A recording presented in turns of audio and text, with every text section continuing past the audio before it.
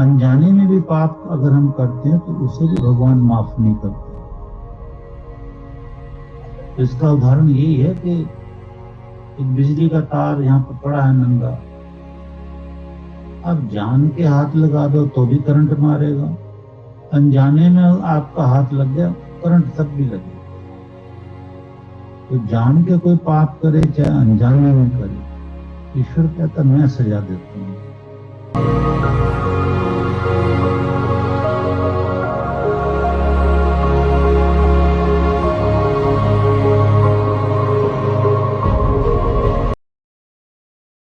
भोगेंगे, इससे पहले नहीं।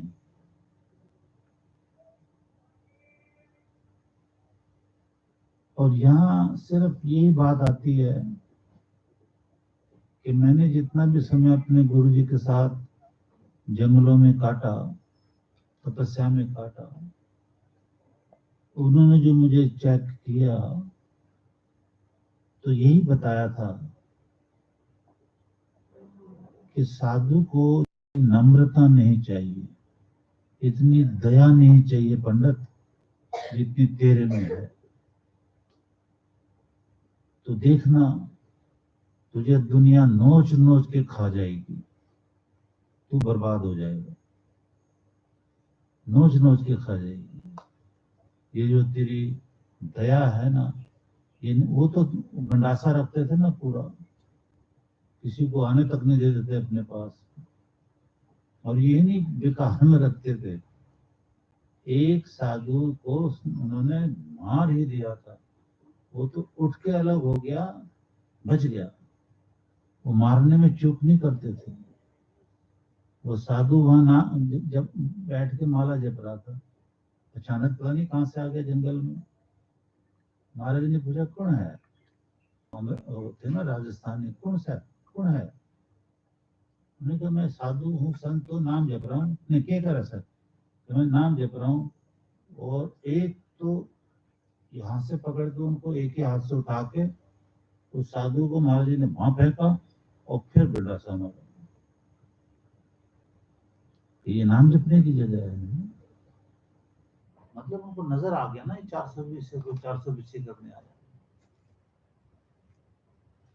वैसे तो किसी को ऐसा थोड़ी कहते थे, बस 1-2 मिनट मिलते थे, जाओ चलो इधर से।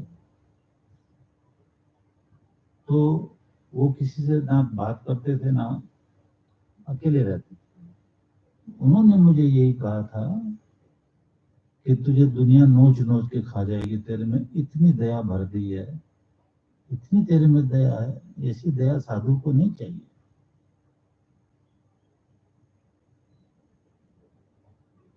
तो मैं ये समझा रहा हूं, वेदों की शिक्षाएं, यज्ञ करो, यज्ञ का दिखावा ना करो, यज्ञ में भीड़ इकट्ठी मत करो।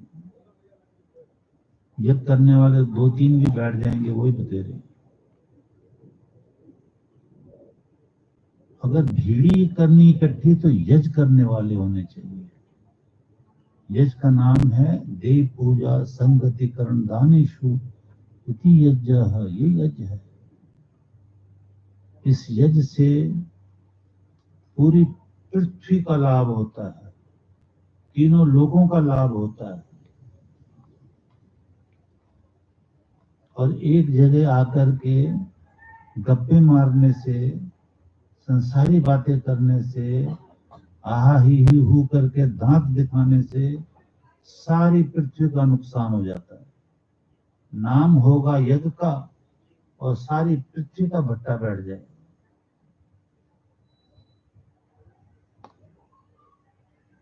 खाना पीना सोना संतानें प्राप्त करना, आहार निद्रा भय मैथुन समानी पशु भी न रहना, ये तो पशुओं में भी है। क्या हम पशु नहीं थे? अरे पशु पक्षी सभी होके आए हैं। हम मनुष्य भी थे, हमारे पूर्वज मनुष्य थे, फिर कर्मानुसार हम इस योनि से होकर अब आए हैं इस योनि में। तो जब हम पशु पक्षी थे या मनुष्य चोली में थे,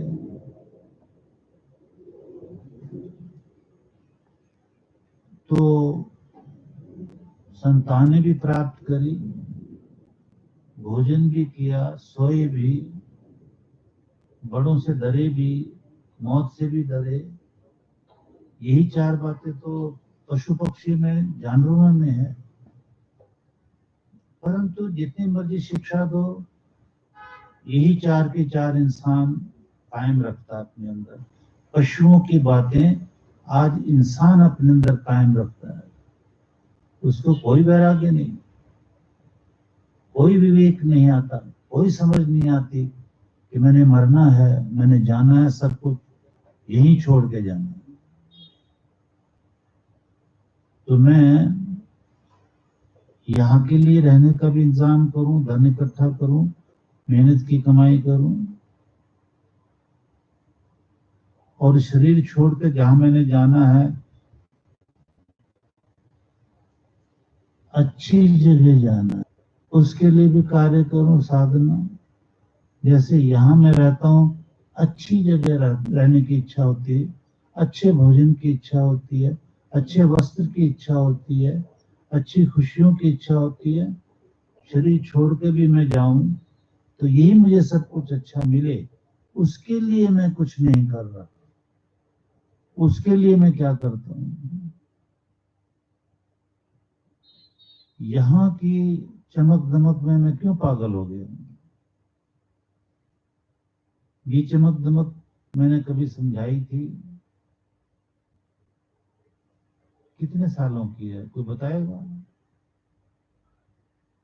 ये खुशियां, थोड़ी सी चमक दमक, खाना पीना, हा ही हू करना, ये कितने वर्षों के लिए है बताओ?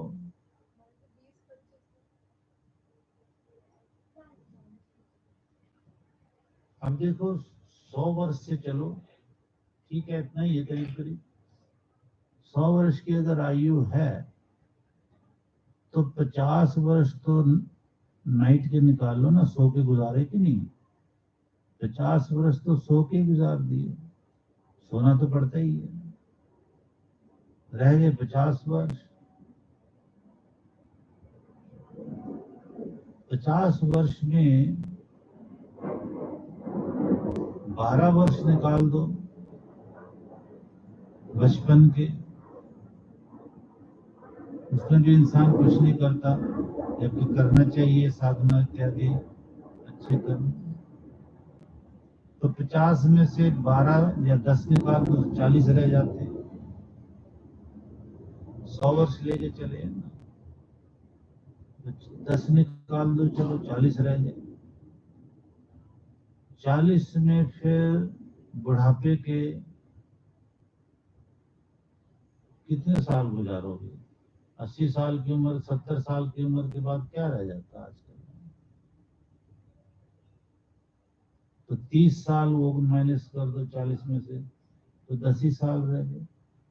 20 साल माइनस करोगे तो 20 ही साल रह गए। तो 20 साल की खुशियों को लिए, सिर्फ 20 साल की खुशियों के लिए हम आने वाले लाखों साल बर्बाद हो जाते हैं। लाखों करोड़ों अरबों साल हमें कुत्ता, बिल्ली, गाय, भैंस, चींटी, दीमक, मगरमच्छ न जाने क्या क्या बन करके काटना पड़ता है। पर जितना मर्जी समझाओ, समझ नहीं आता। ये विवेक जो है ना, विवेक का मतलब होता है समझ। समझ नहीं आएगी जितना मर्जी समझो। ये विषय विकार का खेल ही ऐसा है। ये रजोगुण, तमोगुण, सतोगुण का खेल ही ऐसा है कि धर्माचरण इससे हो नहीं पाता। अधर्म पे व्यक्ति पड़ी रहती है, भौतिकवाद के ऊपर पड़ी रहती है। एक जरूर थोड़ी सी लाभ वाली बात आप में हो सकती है, ईश्वर करे, मेरा भी आशीर्वाद है कि आहुतियां जो आप डाल देते हो ना, ध्यान तो इतना रहता नहीं आहुतियों में, फिर भी जिसका जितना रहता है या नहीं रहता है, आहुतियां तो डालते हो ना। तो ये लाभ आपको भगवान थोड़ा बहुत देता है, पुण्य। मोक्ष नहीं देगा कभी भी, सुख भी नहीं देगा कभी भी। थोड़ा थोड़ा कृपा जरूर कर देता है कि अगले जन्मों में या तो अच्छी आहुतियां पड़ गई हैं, अच्छी थोड़ी बहुत सेवा भी होगी अगर गुरु की, बुजुर्गों की, तो शायद मनुष्य का जन्म शायद दोबारा दे दे। और नहीं तो ऐसी कृपा होती है जो मैं कह रहा हूं कि मान लिया कुत्ते की योनि में जाना मैंने आपको तो बुरा लगेगा ना, मैं आपको कहूंगा तो मान लिया मैंने कुत्ते की योनि में जाना और मैंने आहुतियां डाली हुई, तो गलियों का कुत्ता ना बना के भगवान मुझे ऐसा कुत्ता बना देगा जो कारों में घूमेगा, बड़े बड़े घरों में पलेगा, ऐसा कुत्ता बना देगा, बनाएगा कुत्ता ही। या फिर ऐसा पशु पक्षी जैसे तोता कि किसी अच्छे देखभाल में पलेगा, बनाएगा तोता ही, कर्म अनुसार, वो भी कर्म का फल है, समझ रहे हो ना। क्योंकि असंख्य योनि है, इसमें जाना नहीं पड़ता है।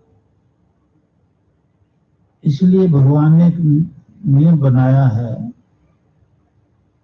ओम यदस्य कर्मणो तिरिदि अति अन्यूनमिहा परम न्यून, ज्यादा पाप किए कम किए या बहुत कम किए या जाने में किए या अनजाने में किए,